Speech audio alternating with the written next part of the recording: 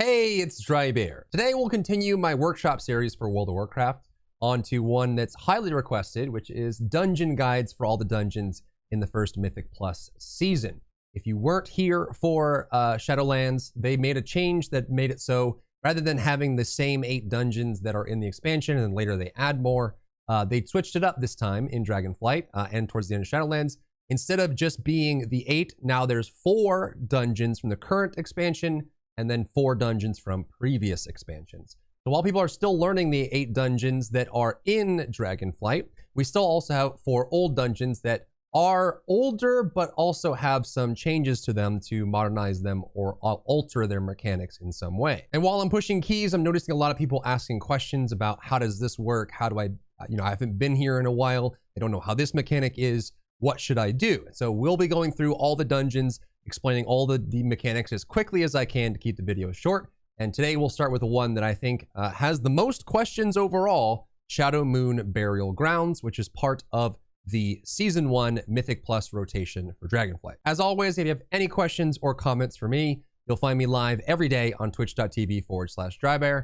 Come by and say hi. And we'll go through the last Shadowmoon Burial Grounds I did on my Paladin. It's a +10. And we'll go through some of the mechanics here for each of the bosses and just skip through so I can show you how it works. Shadowmoon Burial Grounds is big on very necessary interrupts. There's plenty of them. You'll see this Bonecaster here in this first group. This Bone Mender has a heal. There's some other spells you want to kick. So focus on getting the Bone Mender interrupted on everything. Shadow Mend's one of the most important. If you don't have a add-on or a bar, nameplate add-on that helps show priority casts, I recommend getting one because it can be super important. You definitely want to prioritize Shadow Mend over Shadow Bolt on this mob specifically. Next thing to note is these void spawns. These things are terrifying, especially this week with Fortified and Raging. There's a pull towards the final boss that has 2 of them in it, but every time you see Void Pulse, big raid-wide damage. So if you're playing tank or DPS, try to pop magic resistance, try to pop defensive cooldowns, just to help your healer out, because especially when they enrage, you really want to try and limit that damage so they can keep everyone alive. Next, with these big pulls, you want to focus on the loyalists, the spirits, and basically, yeah, so the loyalists are just like the ones that you saw in the beginning. They have some pretty annoying casts you want to kick, but the highest priority, I would say, especially later on when the graves are on the ground, is these defiled spirits. They cast a death blast that on high keys will 90% your health or absolutely just straight out one-shot you. So in this group, you want to focus those down quickly, get them down as quickly as you can, and then interrupt Death Blast is your highest priority. And then obviously for the Void Spawn, just try to limit damage taken. You'll also have these purple runes on the ground. They do minor damage, but they can add up. They're going to be in the first boss room as well. Just be careful not to step on them. There's plenty of things in this dungeon that you can step on and take damage from, as you can see right there. It does maybe 20% of your health. It's not the end of the world, but just be aware of it. There aren't a lot of choices for forces in Shadowmoon Burial Grounds. What most people do is they'll kill the first Void Spawn, kill these 2 packs here, and then jump down in this hole and then go to the first boss, which has kind of the same 2 defiled spirits, the Loyalist and the Void Spawn. But that'll give you enough forces by the time you kill all the required mobs towards the end. But just be aware that you can't really skip too much in this dungeon, as it will end up hurting you later on for forces. Enter the first boss. You can see those little runes are all around the edge, so just be careful about that. You pop in, and there's a couple things to know about it. It's a relatively straightforward boss. Tanks, be aware that you will occasionally take, they have kind of like a Wind Fear effect where they'll hit multiple times. Just be aware that the tank might drop low if you're healer. If you're tank, just be aware that sometimes you'll take some extra damage.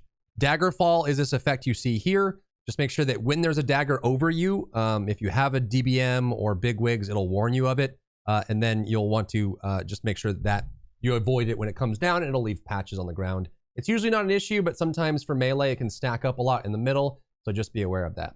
Dark Communion is the next thing. It'll summon an ad. You want to focus this ad down fast. It can be CC'd. If it reaches the boss will heal and then start doing more damage. So you never want the ad to reach the boss. This is the big group killer, Dark Eclipse. You can see how in the middle, these moons appear on the outside ring. And you can see even someone didn't know the mechanic or wasn't aware of it. So when Dark Eclipse starts, you have to quickly run to one of these moons on the ground, step on it to get a buff, which I think it grants like 80% damage reduction. And once you have that, then you can survive the Dark Eclipse and the dark damage that goes through it. If you get battle rezzed in the darkness, be aware that you just want to delay taking that. And then the ad will spawn, and that is basically it. Then he's going to do a pulsing AoE group-wide effect that the healer just has to heal through. But that's all you really need to know about the first boss. Next, continuing the theme of lots of interrupts. You have tons of very scary mobs in here. You have the subjugated souls, which aren't too serious. They will kind of do these repeated dominations, which can mind control your teammates. So you'd want to kick domination every single time. You won't stop until they do the channel. They also have a nasty channeled ability, like the void tendrils that can do constant ticking damage to one person. You want to avoid that as much as you can. Lots of AoE CC, lots of Rending Void Lash is the one right there. Lots of AoE CC, lots of interrupts. You don't want these guys, when you pull them, to be casting very much at all. So lots of interrupts. And what's coming up next is there's an exhumer that will lift up mobs out of the ground. And there's also graves that you can step on that will summon ads. If you trigger these, wait for them to spawn and kill them. Don't run past them, ignore them. I see a lot of people running past the exhumed bodies that come up. And then you'll end up just dying because they cast that death blast effect that will do significant amounts. You see these little graves here, these exhumed spirits that came up? They'll cast death blast immediately. If this goes off on high keys, you know, in the teens, it's almost a one shot. You see how much damage the rogue just took there? How much the monk just took? The other character just died in there. The hunter? It hurts really bad. And a lot of times you'll see people pull this whole room, or they'll pull the graves and not be aware of it, but you need constant interrupts. Death blast cannot go off. It hurts really, really bad. Second boss, super easy. There's only one real major mechanic you have to worry about. So you just engage the boss. He's going to do some conals on the front, so the tank needs to face him away. Don't be in front of the boss if you're not the tank. Then he's going to do a teleport where he'll phase over to a different part of the room. When he's doing that, it's just a big AoE around him, so everyone needs to be staying away from him. And then he'll do his major mechanic towards his half HP part, where he will turn everyone into the Void Realm. You'll see an image of yourself you have to kill. And once it's done, once it's killed, you have to click on it to come back to the normal realm. Do it as fast as you can. There is ticking damage. You can die in there. But you can see that once you teleport, you just got to find your image, kill it as fast as you can. Once it's done, click on it, let it the channel finish, come back, and that's it. And then the other mechanic you have to worry about is he's going to be doing his like this room-wide constant AoE spam explosion. Just don't stay in the swirlies, and that's the entirety of the fight. Be mindful of the graves here. You can step on them and spawn ads. Once you do, it's kind of GG. It's right there. You'll see that you want to get those ads and kick the death blast. You have more of the domination and the void lashes here that you want to interrupt and destroy, and then you'll be moving on to the next hallway. As you go down the ramp, you will see a new set of ads spawn up. The biggest one to worry about is the corpse spider, the monstrous corpse spider. You'll get 2 pulls later on that there's 2 of these on. They cast Necrotic Blast, this one, or Necrotic Burst. You have to kick that. It'll do a group-wide ticking damage. If your healer isn't a healer that can remove it, you'll end up taking a lot of damage, especially on the pulls that have 2 of these corpse spiders on them. If they both get off, on high keys, it can just be a wipe because the damage is too high. So just be aware of that. Plague Spit is there. You can kick that too, but it's nowhere near as important as kicking Necrotic Burst from the corpse spider. Then you'll come to this bridge over water towards the 3rd boss. There will be these worms that come out on alternating sides. They have a big frontal knockback cone. You don't want to be in it. It knocks you off and lands you in the water. When you're in the water, you get back up using these little water spouts you can see on the right side of the screen. So these over here, you can get back up. But when you're in the water, you're also silenced and you can't be targeted for healing. So it's really bad if you get knocked off here. You can take a lot of damage in the process.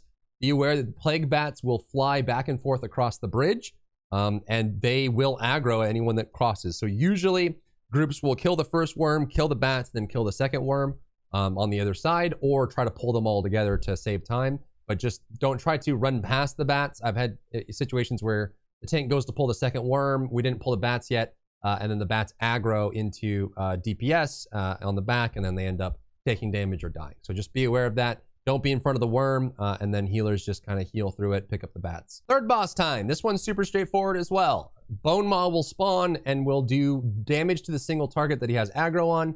Periodically, he will do, stacking damage on everyone in the group. Then he'll do this super important ability. I think it's like a bone pitch or something. He creates this patch underneath the player that will do ticking damage and slow them, their movement speed significantly. So if you are standing in it, you're super slow. This is important because periodically he will do an ability called Inhale, where he'll lean down and suck everyone into him. If you get pulled in all the way, you get jumped up into his mouth and you take a bunch of damage and you can't be targeted. Super bad. So the way you avoid it is either if you're a class that can avoid the pull, go ahead, like Death Knight or something. Otherwise, go and stand in these bone pitches and you won't be pulled. So just be aware of where they are. Make sure you avoid them. Make sure you are in the right spot and you won't be hit. The last thing is going to be his ads. He'll periodically spawn ads and then change positions on the platform.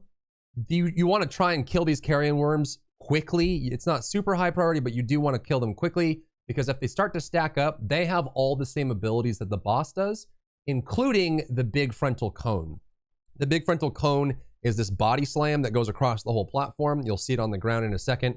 It has this big line on it. It does a bunch of damage, and then it knocks anyone back that's in it, knocks you off the platform. You're silenced. You have to come back to the water spout, so it can be really bad if that happens to you. But if there's a bunch of carrion worms, they'll start doing the same effect too, and eventually they'll start covering the whole platform in body slams. So be aware of that. Kill the ads, kill the boss, and then when he sucks in and does the inhale, stand inside the bone patch, and you will be safe from that effect without being sucked in like this. And right after Bone Maw, you have two really hard pulls. The first one is a double corpse spider, so you want to make sure you're kicking both of these. If the necrotic bursts get off, it's insane damage, especially on like Raging Fortified Week. As we get more ads for that, it can be really tough, especially for your healer and for your tank to stay alive. So kill this one, kick the ads, and then the next one you're gonna get is a double void spawn pull right before the last boss. And remember, these have these like group-wide AoEs that do half everyone's health, and then they start alternating and doing it at the same time. So you do want to try and burn one done quickly, especially if you have any modifiers that make minions like this stronger.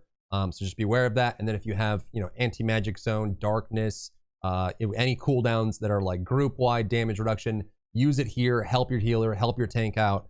Try to just take as little damage as you can here because it really does start to hurt as the keys get higher. Final boss time, Ner'zhul. You'll be brought down into his. Make sure you skip the cinematics. Your team's not waiting on you.